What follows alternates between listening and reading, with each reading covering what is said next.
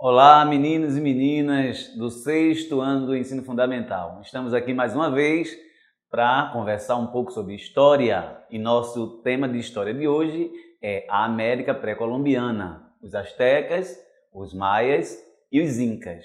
Espero que seja bem legal nossa conversa e também espero que vocês usem atenção, prestem bem atenção, conecte esses fatos que nós discutiremos hoje com outros fatos que vocês já estudaram anteriormente, porque história também tem suas sequências, suas conexões. Os fatos passados, eles ajudam a gente a compreender o presente e eu espero que a gente consiga levar daqui alguns conhecimentos sobre essas civilizações que habitavam a América antes da chegada dos europeus.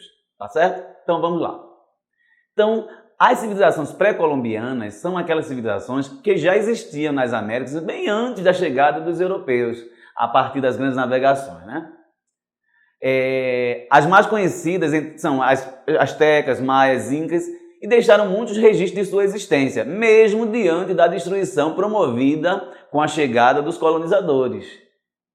E aí, eu posso trazer para vocês aqui uma tela onde tem as representações de três grandes cidades, que são as simbologias das principais civilizações da América pré-colombiana. Então, nós temos ali acima a imagem dos Maia, né? Então, um modelo que ficou das cidades construída pelos Maias, né? Então, vocês percebem já a estrutura gigantesca de uma coisa que existia bem antes da chegada dos europeus. Aí vocês têm abaixo e à esquerda a imagem dos astecas, uma outra cidade, que na verdade eram mais templos religiosos, construídos pelos astecas. E Machu Picchu, no Peru, que é justamente a região que ficou aí na história com o registro dos incas, né? Então, temos várias teorias sobre os primeiros habitantes na América, né? Então, mas duas são fundamentais, que é a que trata da questão do Estreito de Bering. Os primeiros habitantes da América vieram do norte da Ásia, na Ásia Ocidental, pelo Estreito de Bering, que é um estreito que separa a Sibéria do Alasca, a Sibéria na Rússia e o Alasca nos Estados Unidos. Isso aconteceu durante uma das glaciações. Glaciação, dentro do estudo de geologia, é justamente o processo histórico da criação do planeta Terra. E a glaciação é o momento de congelamento. Então, houve, durante a história geológica da Terra, alguns momentos de glaciação e deglaciação. A glaciação é congelamento, deglaciação, o descongelamento. Foi justamente nas glaciações em que aconteceram as grandes migrações humanas dentro do planeta. Então, essa é uma teoria colocada. E uma outra também muito difundida, que é a da vinda dos homens da América pelo Oceano Pacífico, né? Vindo pela Oceania, ali onde é a Austrália. A Oceania é um continente, que é um país colonizado pela Inglaterra, a gente já discutiu isso em outros momentos. E aí, chegando ao sul da América, por aí, né? A partir dos achados arqueológicos, os pesquisadores dataram de 12 a 20 mil anos a chegada desses primeiros habitantes aqui na América. Mas aí há contestações, né? E a gente vai entender um pouquinho essa contestação. Essas teorias são contestadas pela arqueóloga francesa naturalizada no Brasil, Nied Guidon, que afirma ser de 40 a 70 mil anos vindos de diversas direções. Ou seja, os primeiros habitantes aqui na América, ele tem essa datação mais distante, mais longa, e vieram de várias direções, não só de uma. Isto a partir de achados arqueológicos no sertão do Piauí, no município de São Raimundo Nonato, que é onde tem um grande sítio arqueológico no Brasil, um dos maiores, e onde Nied Guidon atua mais, né? Então, são as teorias, mas também tem uma que reforça a antiguidade do homem das Américas.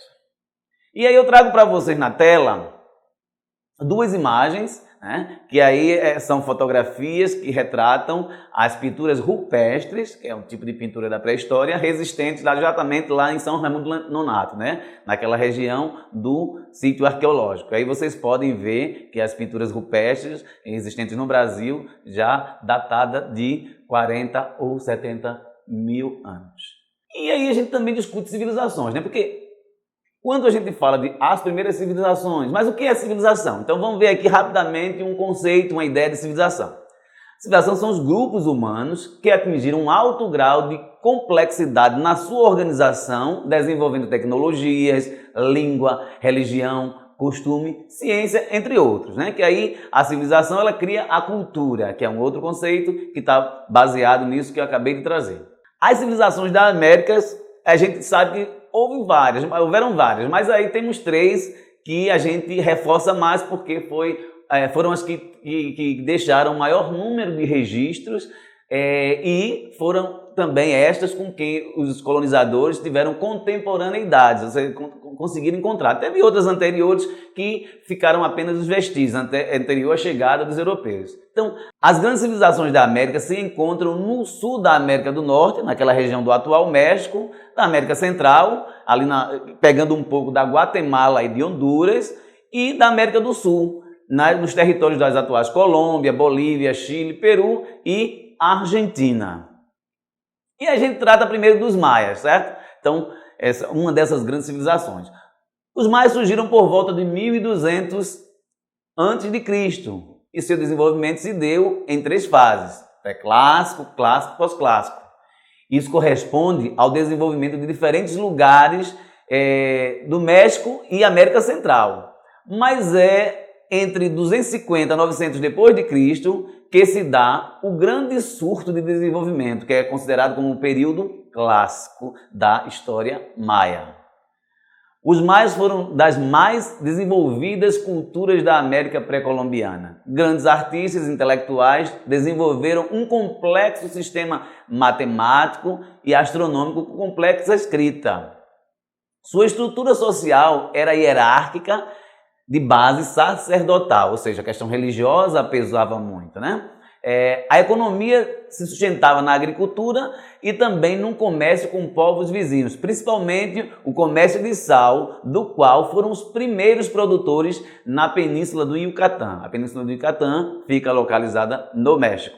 Por volta de 1400 depois de Cristo, a cultura maia começou a entrar em declínio porque a colonização e o contato com povos diferentes da Europa fez com que isso acontecesse, e a gente vai discutir no processo da nossa conversa de hoje. Vocês vão poder observar aqui nas imagens que eu trago para vocês um pouco disso, né? A arquitetura maia, devido à sua estrutura social sacerdotal, criaram grandes cidades e centros cerimoniais nas cidades de Chichén Itzá, no México, e Tikal, na Guatemala. Inclusive, esses achados da Guatemala, que é o que está do lado esquerdo, são mais recentes. Estas ruínas de grandes templos, cidades, que na verdade é templos religiosos dentro das estruturas urbanas, foram encontrados dentro das florestas. Então aí você observa aí duas situações da arquitetura maia. Isso no México e Guatemala, que é uma região muito grande aqui entre a América do Norte, finalzinho da América do Norte, sul da América do Norte, que é o México, e descendo para a América Central. E aí, dentro da cultura maia, a gente também tem outros feitos. E aí a questão do calendário, o calendário maia. Os maias, por volta do século VI a.C., desenvolveram um calendário de 365 dias através da observação dos eventos da natureza, né? O movimento do Sol, da Lua. Para essa civilização, o mundo chegaria ao fim a cada 52 anos. Veja que interessante. Renascendo novamente e em seguida num ciclo infinito. Aí alguns pesquisadores, arqueólogos, na interpretação desses achados, dizem que o dia 21 de dezembro de 2012 foi uma das datas previstas no calendário maia para o fim dos tempos. Na verdade, não era o fim de tudo, era o fim de um ciclo e o início de outro. Então vejam como, há um tempo tão distante, já existia aqui na América culturas complexas, não é verdade? Então, nós temos aqui uma outra imagem, que vocês vão poder também observar na tela, dentro da questão do calendário. Eles tinham dois calendários, o religioso, que é o Tzolk'in, contagem dos dias. O Tzolk'in era a contagem dos dias, de 360 dias, e o calendário Aabe, que era utilizado em especial para contabilidade e agricultura. Esse era de 360 dias, dividido em 18 meses, de 20 dias cada. Os 5 dias que faltavam era um período chamado de Huaib. Esse período aí era um período de vulnerabilidade, onde não existia uma separação entre o mundo dos mortais e dos imortais. Então, muita coisa aí podia acontecer por conta dessa relação espiritual. Então, vocês veem na imagem que do lado esquerdo tem esse desenho do calendário mais religioso e um objeto mais antigo, uma foto de um objeto mais antigo, dos achados maias, que traz o calendário mais econômico, econômico e social, né? Então, para a gente perceber que havia essa complexidade na contagem do tempo na antiguidade pré-colombiana, antes mesmo dos europeus. Então, dentro desse universo da cultura maia, a gente também tem alguns aspectos da questão econômica. A principal atividade econômica dos maias era a agricultura. Sua principal fonte alimentar era o milho e também cultivavam cacau, algodão, tomate, batata e frutas. As plantações possuíam um sistema de irrigação e eram rotativas, com os lugares de plantio sendo trocados para não gastar o solo. Veja como se pensava, como se relacionava com a natureza nesse período. Então, dentro da questão econômica, as terras cultivadas eram pouco férteis, trazendo aí essa ideia do território. Então, se a gente pensa ou vai buscar na internet hoje, quando não estiver sem fazer nada, um pouco mais sobre essa região onde habitavam os maias, a gente vai perceber que existem regiões que eram de terras muito áridas e eles conseguiam trabalhar isso naquela época. Então, isso levou os maias a desenvolver algumas técnicas de drenagem de pântanos e plantações por terraços, que possibilitavam o uso de solo de forma alternada. Então, vocês poderão observar aí na imagem que é justamente esse desenho que traz de longe ali nas montanhas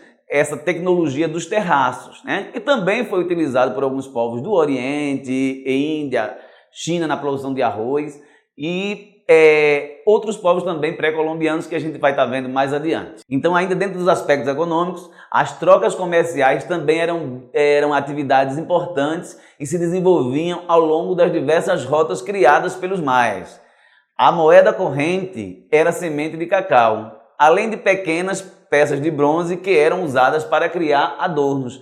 Não se dava importância ao metal como os europeus já davam, né? A cultura aqui pensava diferente. E é interessante aí, o cacau tinha um valor tão grande que era utilizado como moeda de troca, semelhante a alguns povos antigos da África que usavam os cauris, os búzios, como moeda de troca, tendo aí a importância, o valor cultural que o búzio, e no caso daqui o cacau, tenha dentro dessas culturas. E aí a gente também tem dentro da sociedade, dentro das culturas, as diversas formas de organização, um aspecto político, porque só existe sociedade organizada, no geral, e a nossa experiência humana, quando também tem uma organização política, seja ela mais centralizadora, seja ela mais democrática. Os maias se organizavam em cidades-estados, que se articulavam entre si. Cada cidade era governada por um chefe político chamado de Alakvinik e tinha uma estrutura teocrática hereditária. Isso significa que o chefe político e seus descendentes eram considerados representantes dos deuses. Então, as famílias terminam tendo esse tom de sagrado e isso perpetuou as famílias também no poder. É uma característica que também existia em outros povos, né? E aí a organização da sociedade, né? Os Alakvinik eram guerreiros, assim como a elite que os circundavam. A elite política também era composta por sacerdócio, que tinha um conhecimento espiritual, fazia comunicação com o mundo espiritual e também tinham domínio tecnológico. E pelos coletores de impostos, que detinham as tarefas burocráticas na cidade e eram de origem nobre. Abaixo vinham os guerreiros e artesãos. Por último, os agricultores e trabalhadores braçais. Então, os artesãos ali, eles estavam acima dos agricultores e dos trabalhadores braçais. Então, a gente tem que observar que nas sociedades atuais, algumas dessas estruturas de organização da sociedade também terminam não se diferenciando, né? Quais são as profissões que terminam tendo mais peso? Quem é que agrega mais poder político, mais conhecimento, mais recursos financeiros? Então, é bom a gente também fazer essa comparação da relação de outros povos com os povos na atualidade. Então, dentro desse universo da cultura maia, tem um outro elemento aí legal para se ver, que é a questão da escrita. A gente sempre achou, ou sempre discute, ou fica imaginando que só os povos europeus, só os povos do Extremo Oriente tinham domínio da escrita. A África e a América não tinham. Isso não é verdade, né? Muitos povos antigos da África tinham domínio da escrita, como aqui na América, né? Então, lá na África, por exemplo, somente para a gente fazer uma ponte, existe lá naquela região da parte oriental do leste africano, os países que dão de frente para a Ásia. Então, a Etiópia, por exemplo, tem uma língua que tem mais de 3.500 anos, que é o Ge'ez, que é uma língua parecida com o aramaico. Então, para a gente perceber isso. E vocês poderão ver aqui na imagem também, e aí observem com bastante cuidado, não tenham pressa em ver isso, como é que os maias codificavam sua comunicação. E aí é uma relíquia, um documento histórico que traz, e arqueológico, obviamente, que trata da escrita dos maias. Então, a língua escrita era bem desenvolvida, era composta por ideogramas e símbolos fonéticos e poderia representar completamente a língua falada. A maioria dos registros se encontraram escritos em pedras. Os maias produziam livros, mas a maior parte foi queimada pelos sacerdotes espanhóis. Os religiosos, porque a visão religiosa que chega com a colonização é muito influenciada pela Contra-Reforma, né? Um movimento que aconteceu na Europa naquele período. Então, dentro da Contra-Reforma, nesse conflito religioso, havia muita intolerância. E essa intolerância foi trazida num processo de colonização. Então, a forma como a fé era professada dentro da América não era aceita pelos colonizadores. E aí, a matemática e a astronomia contribuíram na organização religiosa. Os sacerdotes se guiavam pelos astros e calendários religiosos. Aquele calendário que eu falei anteriormente. Para prever os acontecimentos, mas também voltar no tempo. Eles também usavam como base experiências passadas. E isso era feito a partir desse movimento mais espiritualista. Os ciclos de purificação seguiam o calendário e eram regrados a jejum, sacrifícios de humanos e animais. Mas aí a gente tem que tomar certo cuidado para não achar que eles viviam matando todo mundo. Não, o sacrifício de humanos só em situações muito difíceis, como as longas estiagens, que foi um dos motivos que gerou justamente a extinção de algumas civilizações na América pré-colombiana. E o deus principal do panteão maia era Hunab-Ku, boca e olhos do sol. Vejam, são umas palavras difíceis, né, que a gente está exercitando, que é importante para ir conhecendo a diversidade cultural que existe no mundo. Como é que os outros escrevem e pronunciam e dão sentido às suas coisas, né?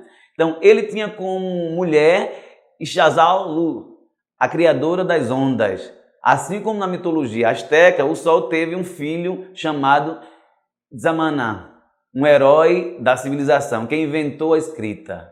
Ele também trazia os mortos de volta para a vida. Veja qual o poder e qual o sentido filosófico que os maias já tinham em relação à vida e morte.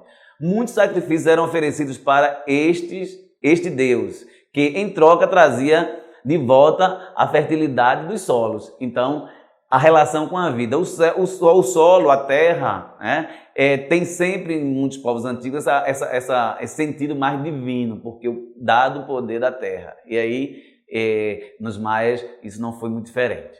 Popol Vuh é um livro sagrado maia que narra o nascimento do mundo. Então, vocês vão poder observar na imagem que segue aí um pouco desse escrito. Aí vocês lembram dos achados ou das relíquias que nós temos da escrita aramaica ou da escrita egípcia, né? Então, vocês observam aí a tecnologia utilizada e vão perceber que não é muito diferente, mesmo os povos estando em lugares diferentes. Então, a gente percebe aí que não há uma cultura maior do que a outra, cada uma no seu lugar, no seu tempo. Os astecas ou mexicas foram uma civilização pré-colombiana que dominou grande parte do território do atual México, principalmente o sul e o centro do país, entre os anos de 1300 e 1521. 1521 a gente imagina aí que é a chegada dos europeus, né? Por volta de 1325 fundaram Tenochtitlan. Tenochtitlan foi a grande cidade do povo asteca, centro de civilização asteca situado onde hoje fica a cidade do México. Então, onde é a cidade do México, se encontra muitas relíquias da antiga Tenochtitlan. Formaram um império extenso e poderoso, que só foi extinto com a chegada dos espanhóis no século XVI. Então vejamos aí a origem da palavra, né? A palavra asteca significa povo de Aztlán. Então, dentro das tradições, como todos os povos da antiguidade e também os seus remanescentes trazem aí a tradição, ou os mitos, os astecas também tiveram isso. Então, Aztlán era uma ilha lendária localizada no sul dos Estados Unidos, né? Ali pertinho do norte do México, e provavelmente aí foi esse povo que fez surgir todo o povo asteca, da ilha de Aztlán. Na língua nativa, Aztlán significa terra das garças. Os astecas chegaram à Mesoamérica, essa região que se estende da América do Norte até a América Central, por volta do século XIV. Isso aí já da era cristã. Por volta de 1300, os astecas se estabeleceram no sul do México, próximo ao lago Texcoco, onde fundaram a cidade de Tenochtitlán, essa que eu citei há pouco instante. Segundo a tradição, o local havia sido indicado pelo deus Huitzilopochtli, beija-flor do sol. Aí eu vou tentar até repetir com vocês para poder a gente ir treinando também, né? Huitzilopochtli, beija-flor do sul. Então, é uma palavra difícil porque a língua deles traziam essas características próprias, né? E a gente que aprendeu português aí tem uma certa dificuldade. A visão de uma águia pousada sobre um cacto, comendo uma cobra, sinalizava, de acordo com a lenda, o fim da peregrinação e a tão esperada chegada à Terra Prometida, né? Então, se esperava chegar a uma terra que fosse um ambiente ideal. Então, percebam que esse mito aí da chegada à Terra Prometida se associa a outros elementos de outras religiões no mundo, né? E aí eu trago para vocês uma imagem aqui de Deus Huitzilopochtli, em livro do século XVI, atribuído ao padre jesuíta Juan de Tovar. Então, Juan de Tovar, ele fez alguns registros, porque, na verdade, os europeus fizeram vários registros, ao seu modo, né, da existência dos povos aqui antes deles mesmos destruírem. Então, vocês percebem aqui que há muito uso de pluma e folhas, mas é uma forma de retratar, na visão europeia, algo que existia de fato. Então, é bom parar e dar uma comparada com essas imagens que a gente vê dos períodos anteriores ao que a gente vive hoje, para entender um pouco melhor as culturas através das imagens. Então, vamos ver aqui um pouquinho as sociedades astecas. A sociedade asteca era bem estratificada. Os nobres, constituídos de sacerdotes, guerreiros, familiares e pessoas próximas ao rei, eram o topo da pirâmide social. Abaixo vinha o povo, formado por artesãos, agricultores e mercadores. Mais abaixo se encontravam os escravos, prisioneiros de guerra, que muitas vezes eram dados como sacrifícios aos deuses. Não que os escravos fossem tratados da mesma forma como os povos indígenas, mas principalmente os povos africanos vão ser tratados na colonização, que era com coisas. Não, aí apesar de existir o escravismo tinha um outro valor social, né? Então, vejamos também a questão da organização política. Era formado por clãs, né? O poder político era dividido por clãs. A capital, Tenochtitlan, por exemplo, estava organizada em 20 clãs. Cada clã tinha a sua própria área de terra e administração própria, ou seja, eram autônomos, independentes entre si, mas dialogavam. Cada clã indicava, na verdade, um representante para o Conselho Supremo, que exercia funções jurídicas e políticas, ou seja, administravam o Estado, né? Que as funções jurídicas e políticas exercer o poder, estabelecer as regras, as leis que regem todo o povo. Os membros do conselho elegiam os comandantes militares das fronteiras. Vejam só, então hoje as forças armadas dentro dos países, eles são responsáveis pela proteção da nação a partir das fronteiras. Então, isso aí lá atrás, antes da chegada dos europeus aqui, já tinha isso presente na cultura local, né? Então, dentre esses comandantes era escolhido o chefe supremo. Então, havia aí um poder muito grande. Se vocês forem pesquisar, vocês vão perceber que em algumas culturas do mundo, mesmo dentro desse sistema de modernidade, mantém algumas tradições semelhantes a essas. Uma outra coisa que a gente observa na organização cultural, civilizatória de qualquer povo é a questão da produção econômica, né? Então, a agricultura era a base da economia asteca. Eles cultivavam milho, feijão, algodão, pimentão, tomate, chia. Chia hoje é muito difundida no Brasil, mas a gente não conhecia chia. Eu, quando era criança, nunca ouvi falar em chia, né? Mas hoje já faz parte da base alimentar, não só dos indígenas ou dos nativos de lá dessa região, mas também de toda a América, né? Então, a chia é parte disso. O cacaueiro era considerado uma árvore sagrada. Seu fruto, o cacau, era tão valioso que suas sementes eram usadas como moedas. Então vocês já percebem aí a semelhança entre o valor que os maias e os astecas davam ao cacau, porque é uma fruta nativa daqui da região, inclusive existente no Brasil. Cerca de 100 grãos de cacau era o suficiente para comprar um cobertor, uma daquelas mantas que é produzido com os pelos daqueles animais que a gente conhece daqui da região andina, por exemplo, né? Os lhamas, que a gente vai discutir mais adiante, que era mais na região dos Andes, mas também a vicunha e outros animais nessa linha, né? Devido à falta de espaço, os astecas desenvolveram uma técnica muito interessante. As chinampas eram uma espécie de jardins flutuantes feitos basicamente de lama e arbustos, onde era possível plantar. Todas as cidades do Império Azteca possuíam mercados movimentados onde se trocavam produtos. Os mais valiosos eram as pedras preciosas. Então percebam aí que o comércio ele também fazia parte dessa organização civilizatória aqui dos povos da América. Não é uma coisa que vem de fora. Então a produção econômica dessas civilizações era bastante diversificada, semelhante a outros povos em outras regiões do mundo. E aí eu trago para vocês uma imagem que traz, é uma pintura, obviamente, mas que ela retrata o que eram essas champas, né? Então, vocês percebem que são os canais com ilhotas flutuantes, que é justamente aquilo que eu expliquei anteriormente, como é que era preparado artificialmente a região de plantio. E isso é tecnologia agrícola. E aí dentro da cultura também tem a questão religiosa, então, como qualquer outro povo. Era marcadamente politeísta. Havia os deuses criadores, os ligados aos fenômenos da natureza e os ligados a atividades específicas.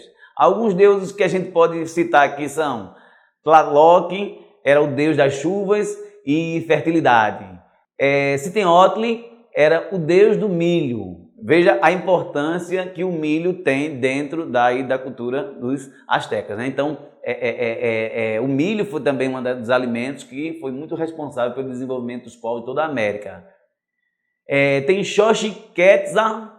Xochiquetzal era o deus da beleza e do amor. Olha, lembra aí, né, Afrodite, lembra Oxum nas religiões de matriz africana também. Então vejam aí as semelhanças. Mas os principais deuses astecas eram deixa eu ler aqui para vocês. Tezcatlipoca.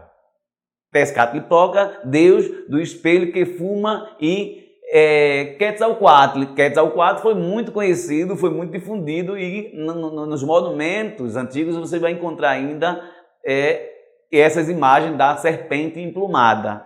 Na luta entre eles venceu o primeiro, que pedia sacrifícios humanos. Mas aí o Quetzalcoatl, só trazendo aqui uma observação, tem um pássaro muito bonito que a plumagem desses pássaros era utilizada nos adornos de cabeças, principalmente das divindades dos imperadores, que é justamente o Quetzal. O nome do pássaro é Quetzal. Então o rabo dele é muito longo com penas coloridas. Então qualquer dia vocês jogam lá na internet e vai buscar o Quetzal, que é um pássaro daquela região do sul do México. E aí eu trago para vocês uma imagem, trazendo um pouco, para que vocês façam uma ideia desses dois deuses, né?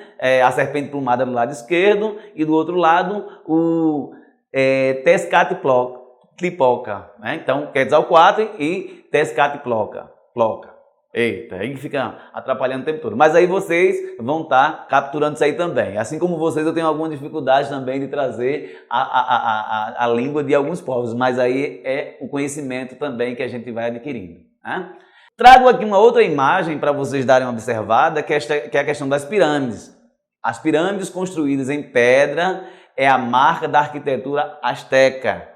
Elas tinham função religiosa e tentavam elevar aos pontos mais altos os santuários dos deuses, porque essa relação com a divindade é acima, né? Então, vários povos vão trazer a relação com Deus a partir da questão da superioridade. E aí, as pirâmides, que eram bastante diferentes das egípcias, por exemplo, e que as egípcias elas tinham outra função, elas vão construir, tentar garantir essa aproximação com os deuses. Então, observem aí as imagens, mas aí observem mais coisas nas imagens, né? A distribuição, a organização desses espaços, né?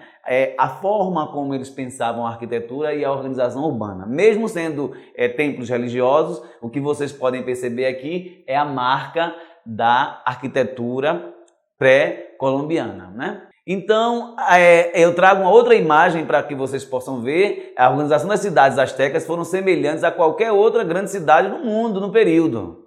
Tenochtitlan chegou a ter 250 mil habitantes no início do século XVI. Isso aí foi completamente destruído, mas eu trago aqui duas imagens. Uma traz uma visão panorâmica de como eles traçavam as estradas, a divisão dos territórios, e uma outra mais cartográfica que dá a ideia da dimensão do território urbano construído, né? Então é muito importante a gente observar as imagens, porque a gente vai captando também como é que os povos se organizavam no território e compara com outros. Então, teve aí a expansão e teve o declínio. Desde a fundação de Tenochtitlan, a expansão foi rápida.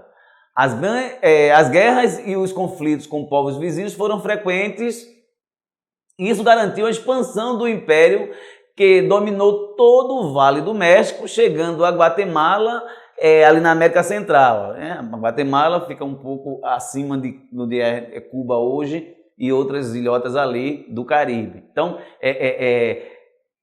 o declínio vai vir logo em seguida. Então, a gente vai perceber que eles foram um povo muito poderoso ali, porque as forças bélicas, as forças armadas dos astecas propiciaram isso, a expansão no território, né?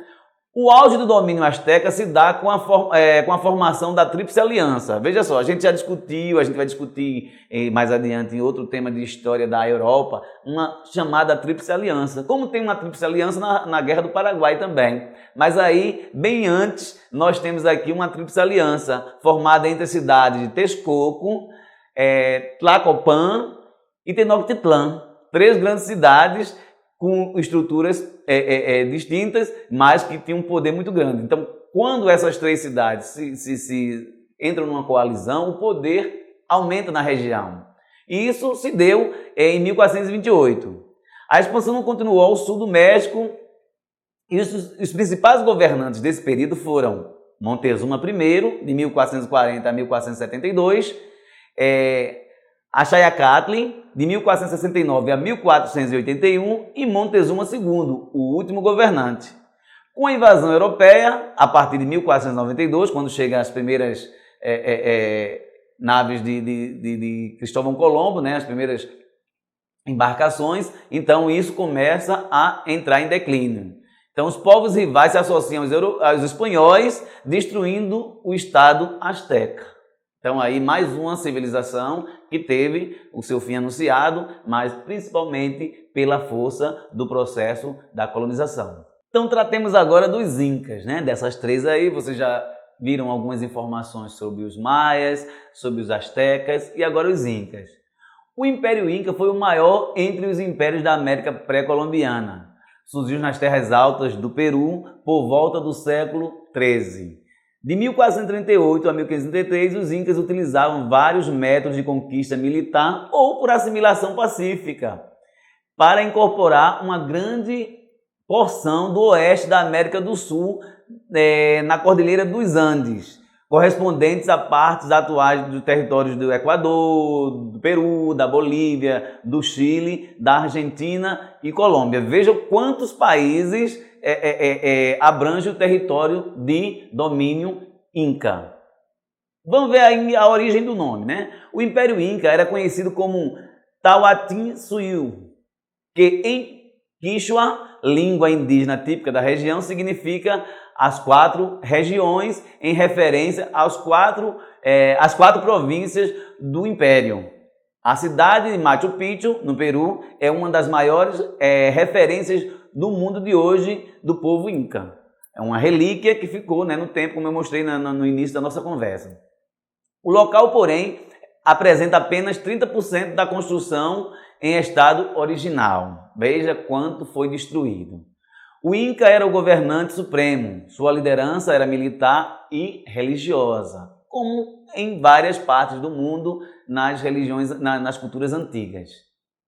E aí eu trago para vocês um mapa que traz um pouco a ideia do território e do domínio do Inca. Então aqui do lado esquerdo vocês vão percebendo que tem uma volta, que tem uma boa parte verde, isso aqui que fica ali nos Andes, na região dos Andes, né? A região montanhosa da América do Sul, que faz fronteira com o Oceano Pacífico, né? Nós, Brasil, somos a costa do Oceano Atlântico. Do outro lado é o Oceano Pacífico. Então, é essa cordilheira daí, montanhas, algumas com mais de 4.000 metros de altura, se não me engano, que aí são justamente os territórios altos que foram ocupados pelos Incas. E aí eu trago uma outra imagem, repetindo para vocês, de Machu Picchu, né? O patrimônio Inca, para vocês terem retomarem aquela ideia de como era pensado a arquitetura na época. Então, nas montanhas se construíam grandes cidades. A tecnologia da época, a inteligência e o desenvolvimento cultural da época propiciava isso. E aí, a diversidade cultural também é muito presente, né? Então, a diversidade cultural do Império Inca, ela foi muito forte porque como a área de domínio foi maior, então automaticamente você agregava povos da região com culturas distintas. O Império era constituído de diversas nações e mais de 700 idiomas, isso aí segundo pesquisadores.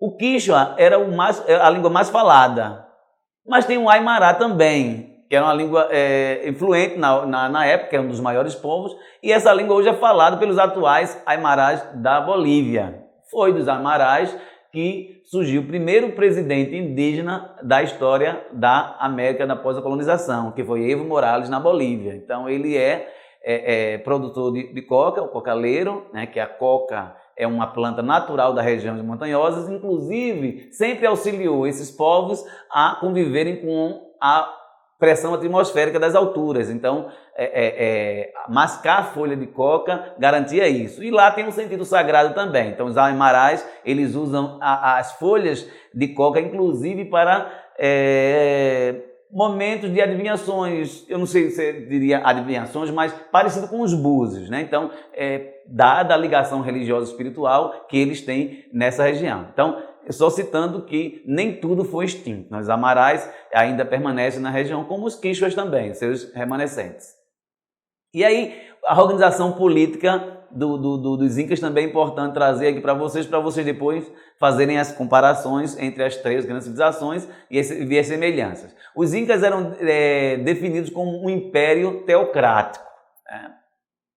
O governante era sagrado. O Inca era considerado o filho do Deus Sol e por isso era adorado como divindade. As diversas culturas e as comunidades aldeãs, Zailus, obedeciam ao governante central, que mantinha unidade política, econômica, social e religiosa, o controle estatal, né? Como acontecia na Mesopotâmia Antiga ou até no Egito.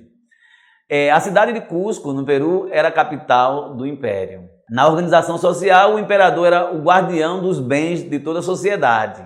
Abaixo deles estavam os seus parentes, os nobres e os escolhidos para os postos de comando, como os governantes das províncias, sacerdotes e intelectuais, os sábios. Abaixo desses vinham os funcionários do Estado, os trabalhadores especializados e, na base de tudo, estavam os agricultores. Vejam aí as semelhanças. E isso também vai acontecer em outras regiões do mundo, né? E aí a organização econômica, já que a gente falou aí em agricultores. A base da economia era a agricultura. As plantações eram feitas nas terras montanhosas e, assim como os maias, eles utilizaram a tecnologia de plantações por terraços. Haviam as terras que pertenciam ao Estado, porque além das terras dos aldeães, nas aldeias, havia também aquelas propriedades do Estado, já que ali havia uma centralização de poder, onde a produção servia para manter os menos favorecidos e também se fazia estocagem para os períodos de escassez de alimentos, período de estiagem, por exemplo, ou período de esfriamento, naquele período em que há entre-safra ou que o alimento é muito escasso. Então, o Estado entrava para socorrer as pessoas com o seu excedente armazenado. As terras eram adubadas com esterco de lhama. Lhama é um mamífero da família dos camelídeos, inclusive se assemelha ao camelo, muito comum ali na região dos Andes, né? E o esterco de lhama tanto fertilizava e eles também utilizavam a irrigação por meio de canais, né? Então, os canais descendo das montanhas, eles direcionavam para onde as águas deveriam escoar, que era justamente uma forma de garantir aí a produção agrícola. Criavam lhama que serviam para o transporte, a alpaca e a vicunha. São animais, todos esses animais, se vocês buscam lá na internet as imagens deles, vocês vão perceber que são parecidos, porque todos são camelídeos, mas camelídeos das Américas. E todos eles forneciam lã, carne e leite, né? Das quais obtinham a lã e a carne. No litoral, as populações viviam principalmente da pesca, aí na região do Pacífico. Para contar, se utilizava do quipu. Na língua nativa, consistia em nós, em cordões coloridos para fazer a contabilidade da produção agrícola. Então, a matemática era utilizada dessa forma. O controle da produção agrícola era feito a partir de cordinhas de nós, que eram os quipu, né? Então, eu trago aqui uma imagem para vocês verem, tem uma ideia do que era o quipu, que era uma forma antiga que os incas utilizavam para fazer a contabilidade da produção econômica e principalmente na agricultura. A religiosidade inca, né? Esse é um outro aspecto, como a gente trouxe na Maia e na Azteca. A religião era politeísta e também se baseava em forças da natureza, como o sol, a lua, rio e chuva. Então, eram divindades como em outros povos, né? Os deuses recebiam oferendas, incluindo sacrifícios de humanos. Deles se esperava proteção, mais chuvas, boas colheitas, entre outras coisas boas, né, que garantia a perpetuação do povo. E aí alguns deuses, para a gente também ficar aqui nessa confusão de falar a linguagem, né? De falar a língua da época. Então Viracocha, que já tem nomes mais simples, né, para a gente, do português. Viracocha, o Deus Criador, o grande Deus, né? Inti, que é o nome do Deus Sol, né? Mamaquila, Deus identificada com a lua, né? A vista da identificação. E Pachamama. Pachamama não era a terra como divindade em si, mas é o sentido sagrado da terra, a terra cultuada como algo sagrado, não era uma divindade à parte, né? Então, para a gente entender isso, mas o sentido sagrado da terra, Pachamama. E aí eu trago para vocês uma imagem que nos dias atuais, os quichuas no Peru, eles fazem desse culto a Pachamama, né? Então, aí obviamente já tem influência do processo de colonização, o processo de aculturação aí marcou essa mistura, mas a essência da cultura tradicional, ela está mantida, né? E aí, como os outros dois, também teve o fim do Império Inca, obviamente. E se dá pelas crises internas incentivadas pelos colonizadores europeus e pelas batalhas contra estes.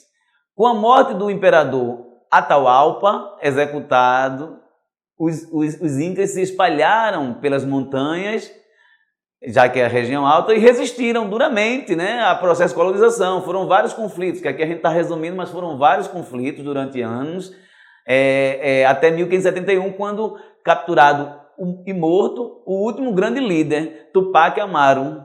Então Tupac Amaru, ele resistiu e teve um filho dele também, que resistiu duramente após a morte dele, mas que, infelizmente, nós tivemos o fim das grandes civilizações da América a partir do processo de colonização. E aí, eu deixo para vocês aí algumas observações sobre o tema, que é importante pesquisar mais. Vai ficar lá também na AVA, no AVA, Ambiente Virtual de Aprendizagem da Secretaria, algumas atividades que a gente elaborou para que vocês possam fazer e exercitar o conhecimento sobre esses temas. e eu espero que vocês façam isso bem legal. Até a próxima!